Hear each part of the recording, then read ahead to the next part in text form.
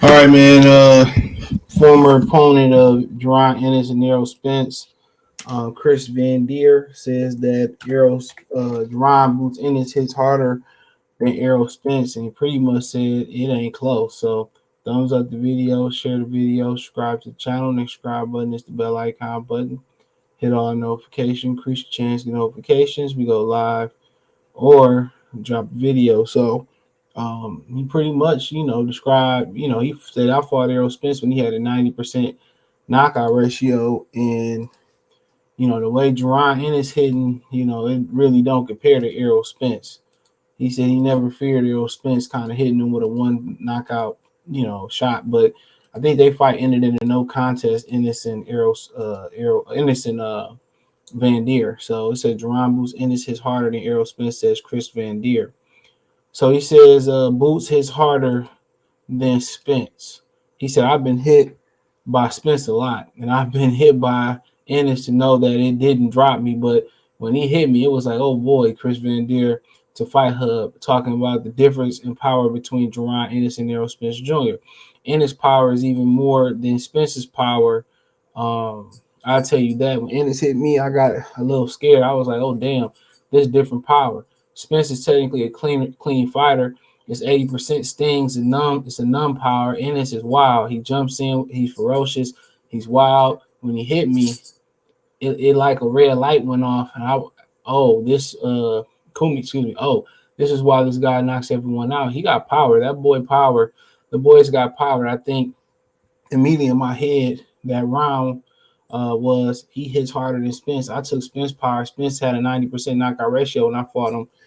When Spence hit me, I respected his power, but I was like, wait, this is not enough power to single-handedly knock me out. When Ennis hit me, my mind went, oh shit, I've got to keep my hands up because this kid could knock me out with one punch. He got power, man, real power. Both have real power, but Ennis does make a noise. Right now, not said Van Der next. If Ennis beats Spence, you can't say that Ennis is up and coming. Ennis has nearly 30 fights. Ennis not a baby anymore. He's a real fighter. But technically, Spence does so well. Ennis is a little bit wild, and a guy like Spence that is such an elite fighter, he's going to make you pay if you're wild. Quote: Spence has fought the names, the bigger names, the better opponents. Because of that, I'm backing with Spence to beat Ennis, not knock him out. Though I don't think he'll knock him out. I just think Spence beats him at the moment. He picked Errol Spence over Terrence Crawford. I'll read that. I wasn't planning to read that. He said, I got Spence again. Van Der asked when that took winner between Spence and Crawford. I fought Spence. I stood in front of him. He's a big boy. He's got dangerous power. He's a natural 47-pounder, maybe a natural middleweight, a big boy. Crawford is a 35-pounder coming up. I stood in front of Terrence Crawford. He's very small compared to Spence. He's more athletic, more skilled, Terrence Crawford, but could Crawford handle Spence power round one, round two? Maybe yes. When Spence fought Lamar Peterson, I said Spence breaks you down. You might think you can handle his power, but when you get to round six, your legs are gone because the boy breaks you down. When I fought Lamar Peterson, he fought Lamar Peterson. He showed again. I said Spence is going to touch that body. He's going to stop moving, and that's what happened. Now, who do I favor? I favor Spence because he's a bigger 47-pounder, but Crawford is more athletic, skilled. But I'm backing Spence to beat him. That's what he'll have to do, break him down, and the referee stops the fight. So I'm leaning towards a late round stoppage. Once he figures out the rhythm, he's not tagged. He's tagged you. He just tags you and tags you and gets stronger every round and adds up. I feel Spence has a tight defense. He's very smart and he's better and better. It's two elite welterweights, two of the best in the division. One of them is going to make a mistake and he's going to pay, but I still favor Spence, said Van Der, and that's his opinion. I respect his opinion, but it seems that real quick, Terrence Crawford and Usyk face the same thing where they're small, but I'm telling y'all, what y'all got to understand about them real quick, they understand leverage, bro. I think they both wrestled. I know Crawford did. They understand leverage. And that's the difference. It's not when you understand how to leverage bigger guys and fight bigger guys, that shit don't matter, bro. I'm telling y'all. But like I said before, that's why people sleep on them. I see the comparison. And you don't know until you get in there. You got to look at their center of gravity and how they drop their weight. I mean, it's really kind of a marvel to look at. That shit like some jiu-jitsu type shit, some wrestling jiu-jitsu type shit, man. And you know, but then again, everybody entitles his own opinion. So, I mean, I respect it, but you know, he still picks Ennis. I mean, Spence to be Ennis just based off experience is what he's saying. And like I said, I tend to favor the more experienced fighter. I'm with him. I tend to favor the more experienced fighter. But the kid got 30 fights. And, you know, the type of sparring that he doing, you know, and he talked about Spence being a natural middleweight, which I don't believe he a natural middleweight, honestly. Like, niggas need to understand what a natural middleweight is. You know, when you talk about a natural middleweight, look, Erislandy Lara is not even a full-fledged middleweight, bro. So think about that for a minute. He ain't even a full-fledged middleweight. Just chew on that for a minute. You know, Gennady Golovkin is a natural middleweight. Spence can't hang in there with Gennady Golovkin, even right now. You know, even that one that showed up against Canelo Alvarez, he can't hang in there with that, bro. So people need to really people really need to understand what people truly saying. He's not a natural middleweight. Nowhere near. I don't care what he doing sparring, none of that shit. People need to stop saying shit like that, bro, because y'all know what a natural. You put him in there with Gennady Golovkin and tomorrow, you put him in there with Lara. He not running through nobody. He probably not even in a real fight with 10-ounce gloves, bro. He'd be in a lot of trouble. That's a lot of weight. I was kind of saying, well, Floyd need to fight Gennady Golovkin. And I'm just looking at people when they saying that. And in my mind, I said, dog, y'all understand middleweight. Y'all understand, if you put Spence next to next to Demetrius Andrade, bro, or next to Janibek, not saying he probably can't beat Janibek, but I'm just saying, they big people, bro. They are monstrous people. You know, they are monstrous people, bro. So, like I said before, people don't really understand how big David Benavidez is, dude. You know, you gotta understand it is weight classes for a fucking reason, dude. You know, some of them guys at 154, dude, is humongous. You know, some of them dudes at 154 is humongous, bro. Like Tony Harrison, dude, 6'1". That dude literally 6'1".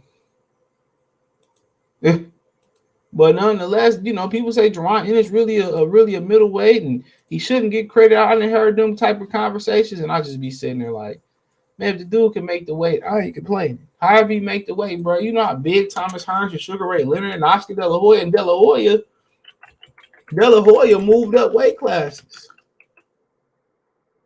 De La Hoya moved up weight classes. You know? That dude moved up weight classes, dude. He was De La Hoya first win was a featherweight, super featherweight for a title. People need to understand, dude, it is weight classes for a reason, my nigga. For real. But you know, I think Ennis is seasoned enough to hang in there with him. And even, you know, stop Errol Spence, honestly. And even hanging there with Bud or stop Bud. You never know. That dude's a big kid, bro. And I heard the stories, bro. You know, and it's probably one of them fights. If they don't clip that motherfucker, they don't clip him early, he gonna just take off and run with it. And I think the same thing for Virgil Ortiz, too.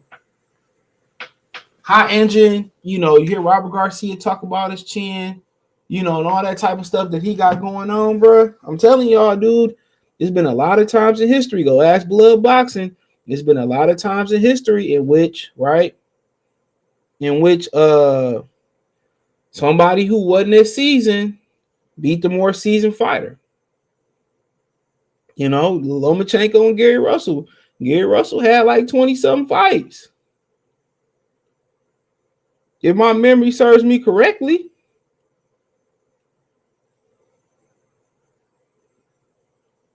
You know, so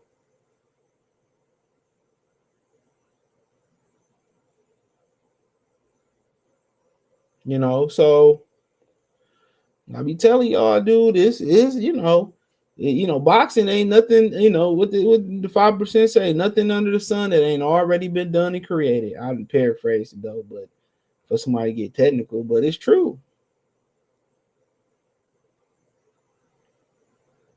you know. So,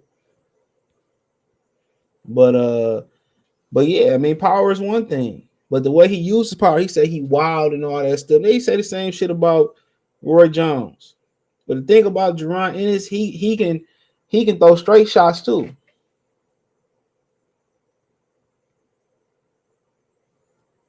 You know, he can throw straight shots too. You got to really watch him. You know,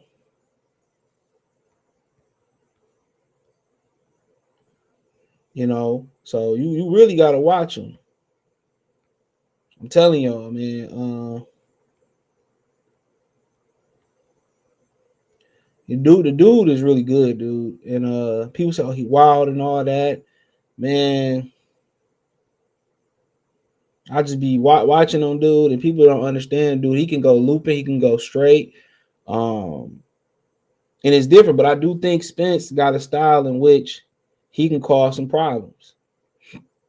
I do. His technical style, going behind a jab, um, that